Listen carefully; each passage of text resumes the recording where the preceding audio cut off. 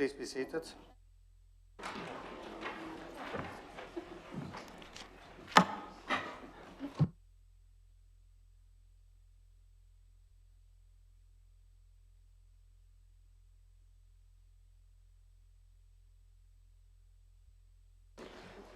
If we can resume where we were, Councillor Julia Jones-Evans, if you could sum up on your original motion, please. Bearing in mind you had a small amendment to that. Yes, thank you very much, Chairman. As I said, this amendment to the motion I do not believe is lawful within our constitution, because it substantially is different from my motion that was put forward that actually calls this meeting to be held. Now, this is a completely different plan. We've heard from across the chamber. I'm sorry? Could you just hold on 1 second? I need to take advice. It's not your fault.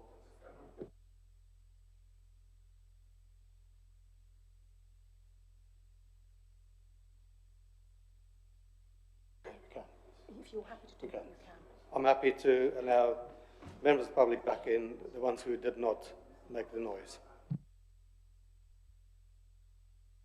Sorry about that, Councillor. You may carry on. As I said, this is a different plan to the one that I've been engaged with since December 2017, Councillor Ward. That is when we started on this particular journey after the announcement of the funding earlier on that year. And I've been to every briefing I could possibly go to, and I've had a consistent line of questioning around sustainable transport and public safety, particularly pedestrian safety. Yesterday at the briefing we had at Island Road was very illuminating, and one of the project members there said their duty is to expedite the movement of vehicles and pedestrians. And this is where this lets us down. The focus is on the cars, the vehicles, and not on the pedestrians. We've missed a massive trick in bringing in sustainable transport options, linking the hospital, Camp Hill site with the town centre. A massive, massive trick. And the letter says highway improvements. Well, as far as I know, we all use the highway. Pavements, that's part of the highway. Cycle paths, they're part of the highway. So we have missed a trick, and we could have easily used this money to improve these links. It would then take traffic off the road, give us all a chance for a healthier place and healthier lives. Now, I've got specific issues regarding pedestrian safety during these works, which I have been bringing up regarding Mill Street. Now, Councillor Ward, you know about Mill Street. Councillor Hastings, you know about Mill Street. We all know about Mill Street and how dangerous it is. But I've got, we know that traffic will find the quickest route. It will come down Honey Hill, it will go through Foxes Road, into Mill Street, into the town centre that way. We know it will, because that's what people do. I even hear that a member of the project team has already worked out how to use the Camp Hill estate as a quick way through. This is what I've heard. I didn't hear it myself, but there we go. So people will find quickest ways. And yesterday I was told by the team, nothing is being done to create a safer pedestrian environment on Mill Street during the St Mary's Junction improvements. Well, we will be monitoring it. Well, how are you monitoring it? Are they going to be ringing me up? Because I don't know. This is just fundamentally a problem. We've heard it from Councillor Hobart, it's a problem. We've heard from Councillor PC Workout, it's a problem that the way this is being put together, this whole programme, with a lack of regard for pedestrian safety during the works. But if we knew the prize was there of a better network for pedestrians and cyclists throughout our town, the permeability, making it a pleasant place to be and live and work, then you don't mind going through the pain. We hear no pain, no gain. But all I hear is it's pain and more pain. Thank you, Councillor Jones-Evans. It's been debated and you summed up. We're going to vote on the amendment first, on Councillor Stewart's amendment. We have a name vote. Those for, please raise your hands. Amendment.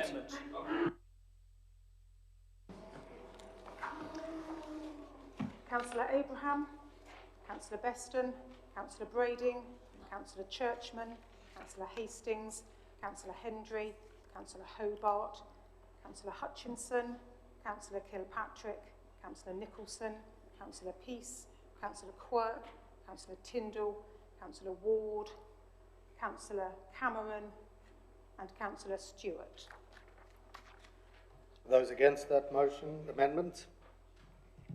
Councillor Price, Councillor Andre, Councillor Fuller, Councillor Howe, Councillor Medland, Councillor P.C. Wilcox, Councillor Jones-Evans, Councillor Love, Councillor Perks, Councillor Barry, Councillor Garrett and Councillor Smart. Thank you. Are there any abstentions? No abstentions? Thank you.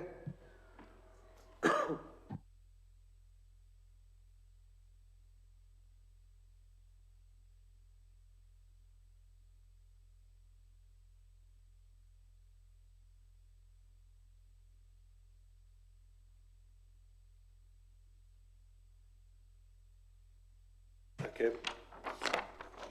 Those for the amendment of the motion, 16. Those against, 11. There's no abstentions, and the amendment to the motion carries.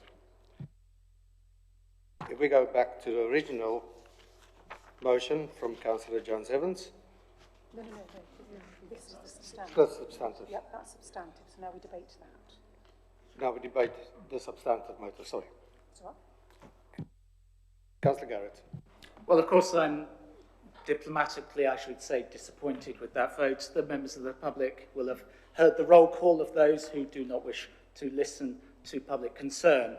I say that very deliberately because all through this time in my involvement on the council, from the 2 years ago almost to the day, in fact it was 2 years and a little bit, where I found an antipathy to engage with people. I hope at least that Councillor Stewart, the leader of the council, who has instructed himself to talk to himself,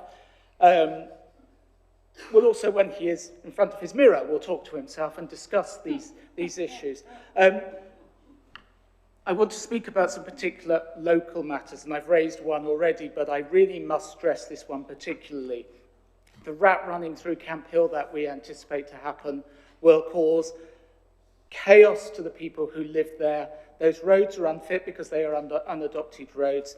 People will find their way through that. We heard already that those with local knowledge are working out how to do that. So Camp Hill residents must be listened to extremely carefully. After all, Camp Hill is apparently the reason, the development there is apparently the reason why we have to go through this whole nightmare. So I will hope in his summing up that he will commit to a public meeting for Camp Hill residents consistently throughout this scheme, commit to public meetings consistently throughout this scheme on all elements of the phases of the scheme. Public meetings are absolutely necessary to impart information, but I hope for the administration to hear what I expect to be deep, deep anger across the whole of the island. I have had a resident from his own ward contact me because he does not trust Councillor Stewart to actually represent him properly on this. And that is a shame, but that is how he feels, and that is what is growing. What I find most extraordinary, though, is at 13 minutes to 5 o'clock, we finally get some actually rather good-looking graphics. I have to say, I spent my career in public relations. These are good-looking graphics explaining how things are going to be. But it's like how I used to do my English homework back in school. I waited till 10 o'clock the night before and scribbled down something I hope would at least get a few marks from teacher. These would get reasonably good marks from me. But it's way too late, and this is the problem. The administration can start talking to itself and instructing itself to do whatever it likes and pleases, but it's actually got to start not talking to itself. It's got to talk to people who do not come to this county hall and stand up there, and it's great that enough people do come here. You've got to talk to people, and you've got to have public meetings. You've got to have decent communications. They are pathetic so far. They have been pathetic because you have wasted time, not least since the 6 months ago that I called for engagement with the public on this. So please prove me wrong. I know you will not pause this scheme, that is wrong, but at least prove me wrong that you will become a listening administration. Thank you, Councillor. Councillor Stewart. Yes, thank you, Chair. I'm going to try very quickly to sum up some of the points that were raised in the earlier discussion, because that's what I thought I would be able to do. Councillor Jones-Evans, right scheme, right time is my view. Traffic forecast. Just want to remind people, and more importantly the public, currently we have major traffic challenges coming towards Copping Bridge and St Mary's Roundabout. You only got to look out the window, as somebody said earlier. In 2034, that's 15 years' time, the morning queue length on the modelling they've done will reduce from 157 vehicles to 20. The major reductions in journey time from Dodner through the intersection in 2034 will reduce from 200 vehicles to 40 vehicles. The reduction time from Newport to Cowes through the intersection in the morning will reduce it from 53 to 23. The reduction in journey from Forest Road onto Medina Way will reduce from 57 to 5. The safer egress comes in from Honey Hill to Medina Way. Those that have been through that know it's a chance-taking entrance. The bus reliability and journey times will increase, which is good for those that don't need to see all the cars. B&Q roundabout gets an increased capacity, and to correct Councillor Jones-Evans, the improved walking and cycling routes into St Mary's Hospital and the Isle of Wight College were put in specifically following the discussions at scrutiny. They're on the map. Councillor Howe, I never said there won't be any disruption. I acknowledge what you say. It's 5 weeks before, 5 weeks after. That's when the diversion is in place. Councillor Price has stood his ground quite rightly on this. I'll respect him. I think if I was in his ward, I would be voting for him next time round because he does certainly stand his ward in good stead. Councillor P.C. Wilcox, it is a funnel you talked about. We have that now. You see the funnel. We watch it as it goes past County Hall. Floating bridge. I hope our independents are listening, whoever was the one that didn't do the research they should have done at the time. I'm told by officers it's back in service at the end of the week. Councillor Love, I'm sure you're not going to interrupt me. Your emotional comment, I looked at it, thought that's myself and Councillor Hutchinson were children. Okay, noted. 9.6 million is the largest portion of the money that will be spent, but it's not all being spent there. We've had other schemes. Councillor Hobart in particular has highlighted today something which we picked up with our Island Road colleagues in relation to Trafalgar Road in particular, and the garage which has got the cars parking opposite. That needs to be addressed. They know that, we've told them that, and I think he's absolutely right to point that out. He's raised a number of other issues, and they will be done. Councillor Medland, I do agree with your principles. You said you don't know the future projections, that's why I've given you that detail. Councillor Churchman, we had to bid. We had to bid for it, and we did. Councillor Fuller, have you read the plans? Because you're the one that started off by telling me your big issue was about communication, and I've addressed that. There is a public meeting, and Mr. Garrett, you can tell all your residents from your area, 17th of October, I think I'll confirm the date now, in the Medina Theatre. It takes 450 people. They will come along, they can get more information. We'll have information of what's gone on since it started. I put that in, actually, because Councillor Fuller raised it at a particular meeting with Cowes councillors. We will have officers there to explain, members there who can explain the detail. And that's why that's been done. It's a public communication, and I said we would do that. So collectively, Chairman, thank you for letting me sum up. And I actually suggest, and we've had a lot of speech on this, we know where we're going, I propose, and I look for a second to whether we move to the vote. Thank you. We've got a vote. Councillor Jones-Evans has to vote first. Sum up. Actually, some. Twice, actually. Yeah.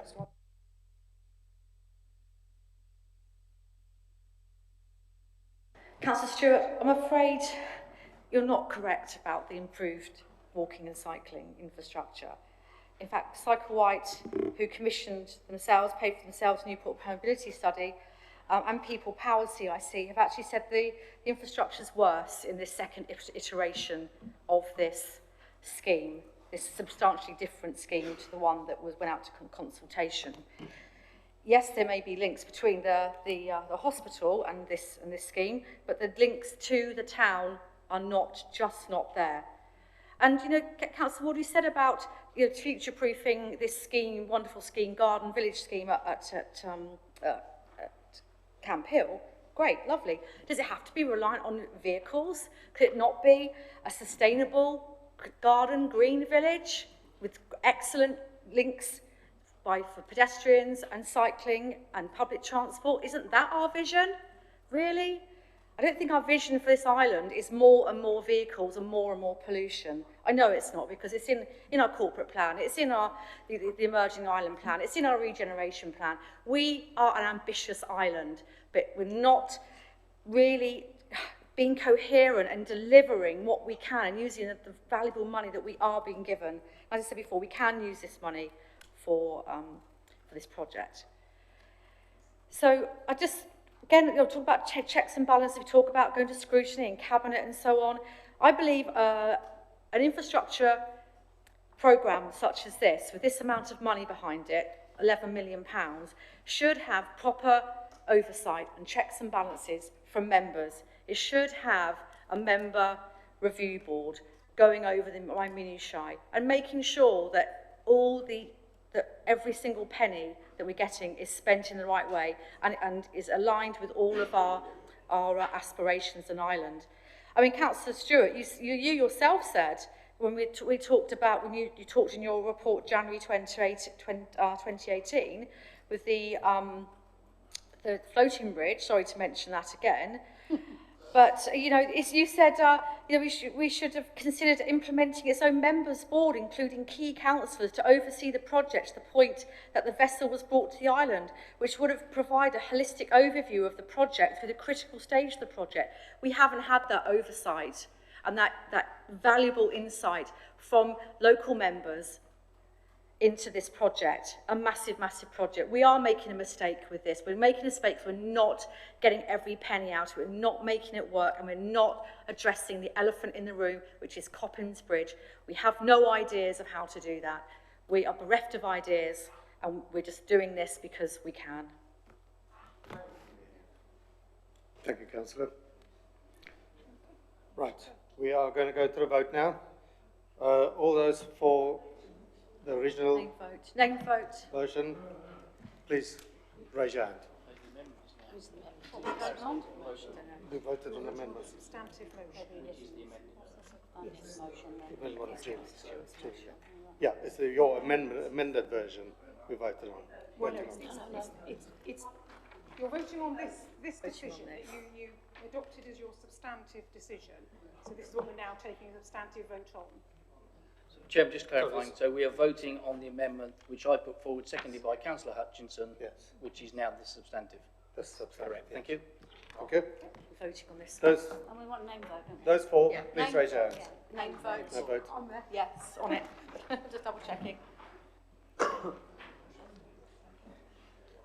Councillor Abraham, Councillor Beston, Councillor Brading, Councillor Churchman, Councillor Hastings, Councillor Hendry, Councillor Hobart, Councillor Hutchinson, Councillor Kilpatrick, Councillor Nicholson, Councillor Peace, Councillor Quirk, Councillor Tyndall, Councillor Ward, Councillor Cameron and Councillor Stewart. Thank you. Those against? Councillor Price, Councillor Andre, Councillor Fuller, Councillor Howe, Councillor Medland, Councillor P.C. Wilcox, Councillor Jones-Evans, Councillor Love, Councillor Perks, Councillor Barry, Councillor Garrett and Councillor Smart. And are there any abstentions? I don't think so. No. Right, we wait for the result.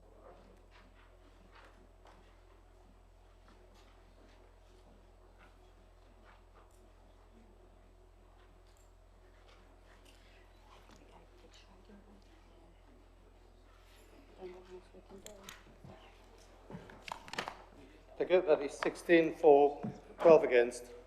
So the amendment of the motion carries. Thank you. And that's the end of the meeting. Thank you very much.